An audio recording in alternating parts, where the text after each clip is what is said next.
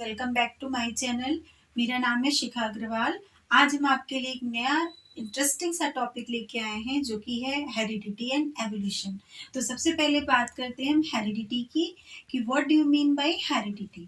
देखिए, हेरिडिटी क्या होता है कि ट्रांसमिशन ऑफ कैरेक्टर्स, कि पेरेंट्स से अपने ऑफ स्प्रिंग में कैरेक्टर का आना क्या कहलाता है, हेरिडिटी। एग्जाम्पल अगर हम देखें तो एक जनरेशन से दूसरी जनरेशन में जो कैरेक्टर आते हैं वो कहलाती है हमारी हेरिडिटी। यही हमारी स्लाइड में बोल रही है कि the transmission of characters from the parents to their offspring with the help of gene is called heredity. ठीक है, देखिए कि ये पेरेंट्स है, मान लीजिए एक्स वाई। ठीक है, अब ये अपने इनके जो कैरेक्टर हैं वो किस में आ रहे हैं, इनके चाइल्ड में आ रहे हैं। ठीक है, पेरेंट्स के कैरेक्टर इनके चाइल्ड में आ रहे हैं with the help of gene. तो this process is called heredity.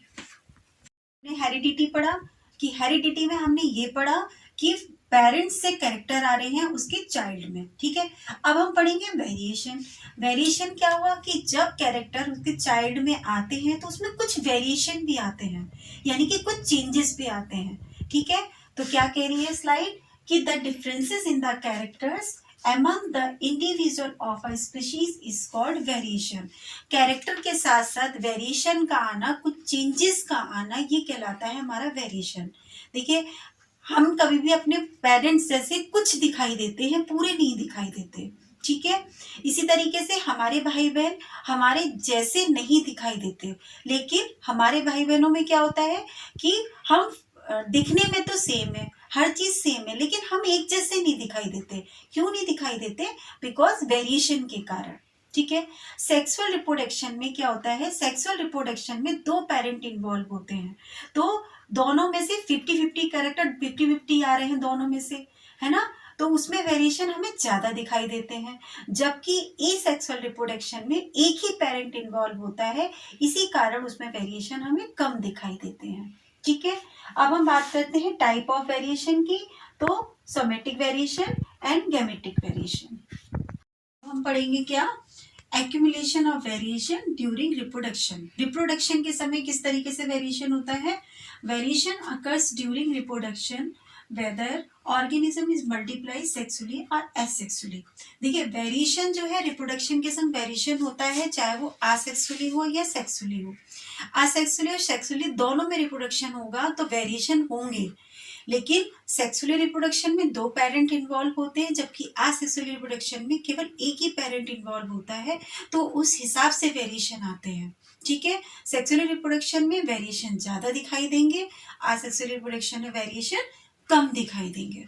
ठीक है, अब वेरिएशन इन असेक्सुअल रिप्रोडक्शन। अब हम देखते हैं असेक्सुअल रिप्रोडक्शन में। असेक्सुअल रिप्रोडक्शन में जब पेरेंट एक इन्वॉल्व है तो आपको वेरिएशन भी बहुत कम दिखाई देने को मिलेगा। Variation are fewer. वेरिएशन कैसा दिखाई देगा, बहुत कम दिखाई देगा। ठीक है, occurs due to small inaccuracies in DNA copying means mutation.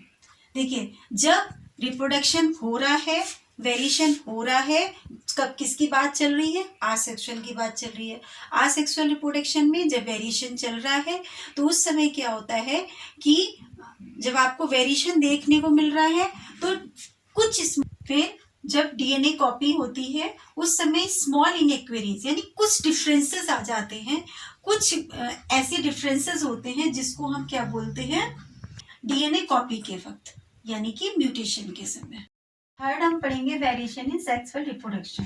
Sexual reproduction में वेरिएशन जो है वो कैसे दिखाई देता है आपको, वेरिएशन आर लार्ज। वेरिएशन कैसा होगा, लार्ज होगा। क्यों लार्ज होगा, सेक्सुअल रिप्रोडक्शन में दो पेरेंट इन्वॉल्व होते हैं, दोनों से 50-50% के कैरेक्टर आ रहे हैं। ठीक है, इसलिए वेरिएशन कैसा होता है, ज्यादा दिखाई देता है हमें। ठीक है, अब वेरिएशन क्यों लार्ज है, firstly occurs due crossing over. ठीक है, क्रोमोसोम्स, तीसरा डीएनए कॉपिंग। इस वजह से आपको वेरिएशन ज्यादा दिखाई देने को मिलता है, क्योंकि इस समय जब ये प्रोसेस चलती है तो उस समय डिफरेंसेस ज्यादा आ जाते हैं। हमने आज की क्लास में क्या पढ़ा, हेरिडिटी पढ़ी एंड वेरिएशंस पढ़ा। अब आने वाली वीडियो में अब हम क्या पढ़ेंगे, मेंडल और उनके लॉ। ठीक है, सो थैंक यू।